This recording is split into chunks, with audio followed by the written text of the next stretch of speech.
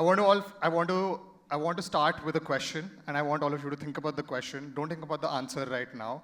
And the question is, what is my purpose in life? Your purpose in life. And I know this is the kind of question that can push you down a spiral, and it's part of a bunch of questions, especially when there is an important event like standing on stage and talking to 100 people.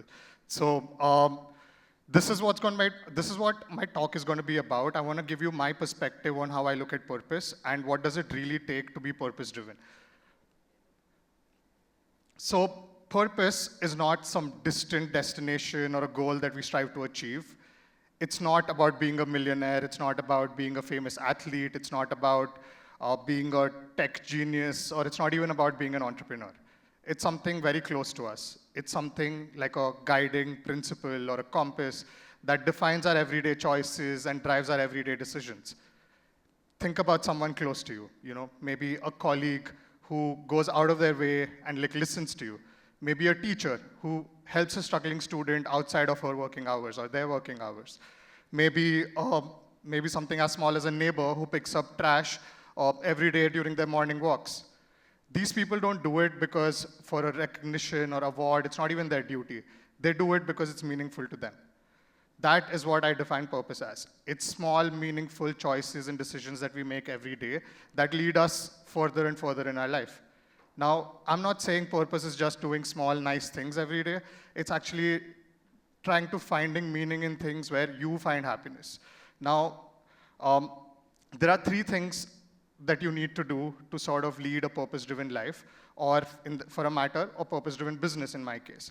So the first thing is that we need to do things differently. We need to do things that are difficult. We need to do things that are not the norm. We need to do things that are usually not questioned by everybody, and that doesn't come easy. Just for an example, imagine you're part of a group project, and everyone in your team wants to just go for a passing grade. But this is your favorite subject, and there's nothing wrong in just getting a passing grade. Maybe their passion lies somewhere else. So you know that putting in that little bit of extra 10% or 20% effort will give you like a power to do something awesome and create that meaningful difference in your life. But everyone around you is really not interested. So these are moments where you have to find that meaning, stand up for yourself, and just do that little extra so that you can find that meaning. Now, don't get me wrong, I'm not saying that you always have to do difficult things or spend extra time or go out of your way. I for one love finding shortcuts. I for love try to innovate on ways and do things quicker as much as possible.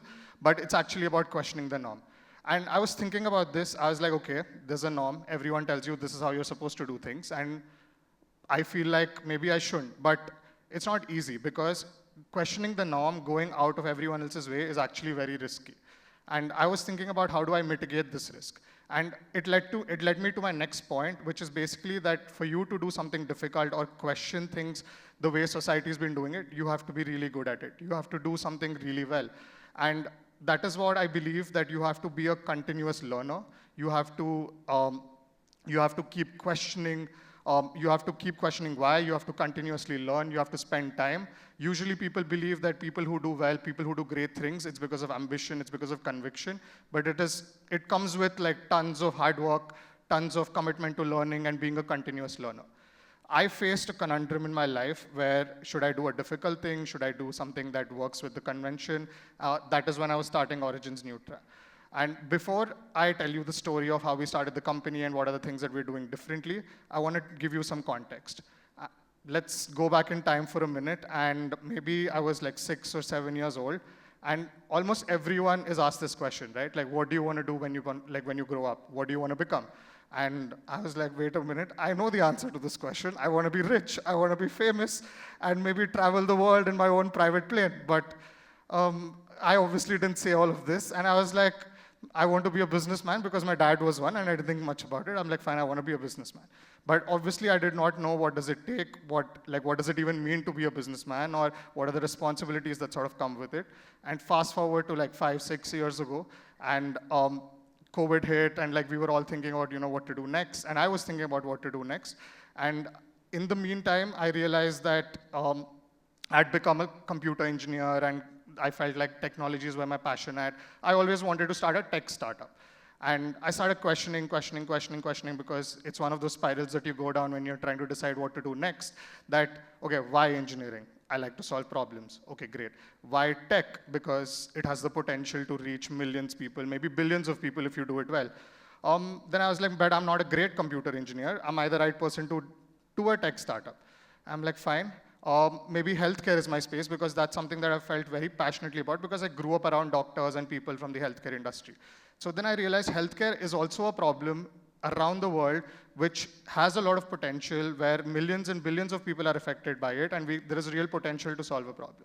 So together with my mom is a functional medicine expert, we started this company, Origins Nutra, and we decided we want to be in the preventive healthcare space. So imagine helping people, educating them about healthcare problems before they even have it, and try to sell products that sort of enable this journey of self-care.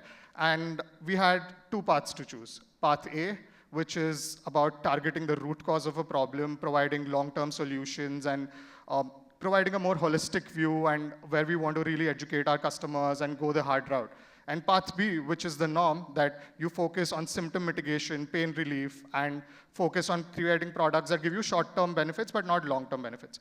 None of these are wrong paths, but just me being the ambitious person I am, I was like, fine, let's do path A. And believe me, it's not been an easy path. And when you choose a path, you sort of stick with it, and you have to take a lot more decisions to support that initial one.